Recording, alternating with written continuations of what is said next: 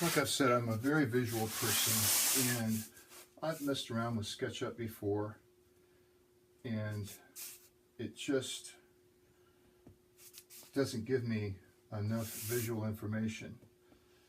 I was encouraged about a month ago, maybe not that long. I saw John Hines. I watch all of John Hines' videos, and he was making a computer desk and used a cardboard pattern, saying the same thing. He really couldn't get the size of the dimensions in his head using that SketchUp. So this is my full-size pattern. This line is parallel to the edge. So I've got now to set this up so that I can cut the template. The template's not going to be the full size, but it doesn't need to be because I've got some registration lines. And in fact, this template is about 36 inches wide. This piece of wood is going to be about 36 inches wide. And it just so happens that on the headboard itself, coming down, there's a 36-inch plank right there. So I'll be able to register everything off of that. As long as I register everything off the same board, it should come out looking fairly symmetrical. That's the plan. Well, I've got things set up now so I can cut that MDF. I need a straight edge for cutting the veins that are going to be between the boards here, so you can see that they're individual boards. And also, I've never had a long straight edge to cut full-size sheets of plywood. So while I have a full-size sheet of 1/2-inch MDF, I'm going to take advantage of that. I'm going to cut a foot-wide strip off of this to give me a nice clear-cut edge. And I'm sure, I'm going to measure this before it happens, but I'm sure I'll have enough for a full-size pattern on the headboard. The footboard is quite a bit shorter, so I'm not really concerned about that, but I do want to make sure I have enough room for a full-size headboard. So that's the next step.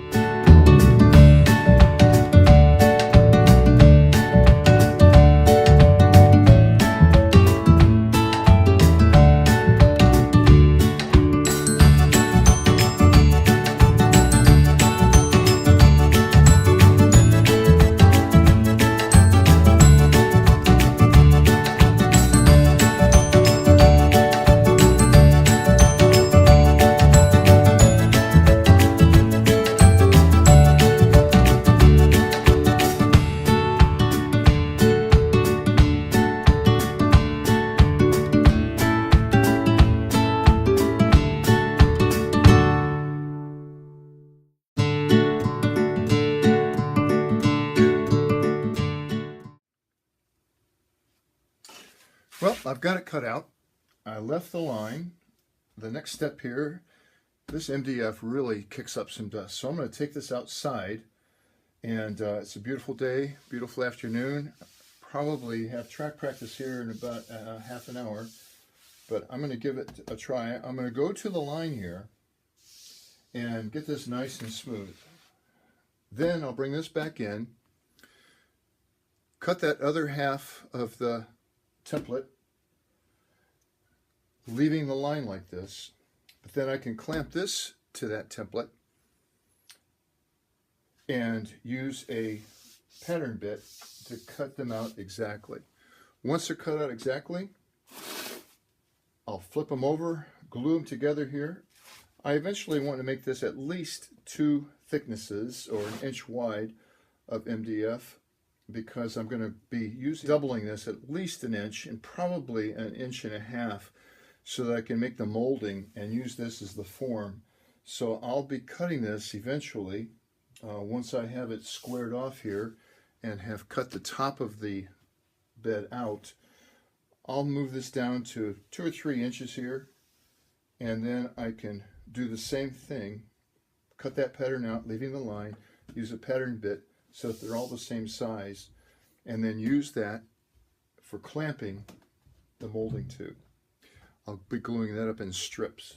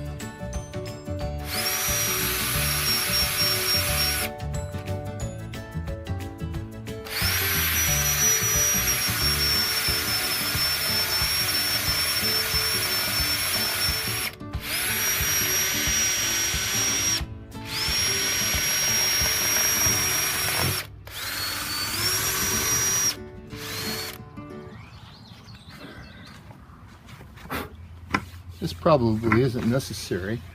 It's a very soft edge. I'm going to put a little very thin super glue on here.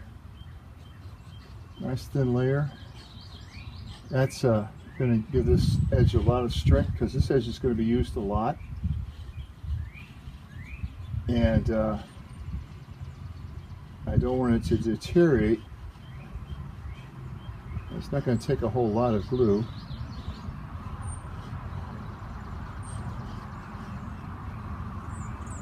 But it'll soak in here and make these fibers a lot more durable. Been busy this morning. Started off in the garden, worked a couple hours there because it's time to get the garden in. So you got to do things when it's time to do it. Then did a 3,000 meter sprint on the rowing machine. Got my doctor's appointment coming up tomorrow. I want to be in good shape for that. Weighed in at 202 today with dressed just like I am. So I feel good about that. So today's big day. It's time to cut that headboard into shape. So first of all, I have to get out there. The thing weighs about as much as a 3/4 inch piece of plywood. So I'm going to take this operation outside. It's going to be a little dusty. I've got a brand new blade and the jigsaw. So wish me luck.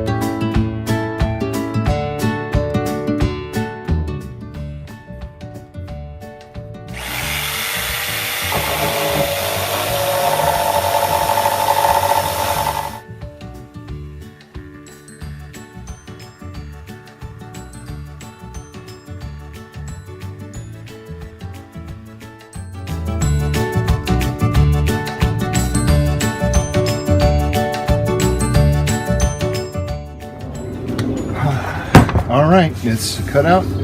I stayed away from the line. I'll router that. I need to remember that this is a downhill cut here going against the grain, so I'll have to take that in consideration.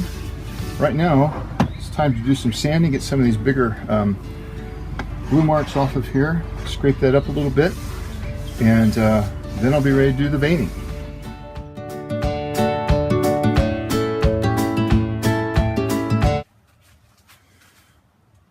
It's been a few days since I've been out here. Full disclosure, it's actually been a couple of weeks. Life got in the way. We had Easter, family pictures, but I did get both the headboard and the footboard here sanded. So I've got the next thing to do is to put the V's in, the V grooves in, and I want to show you what we're going to do for that. Well, Brandon and Alyssa were here for Easter. I cut several patterns using the different router bits. I have 3 different router bits that'll cut this V groove.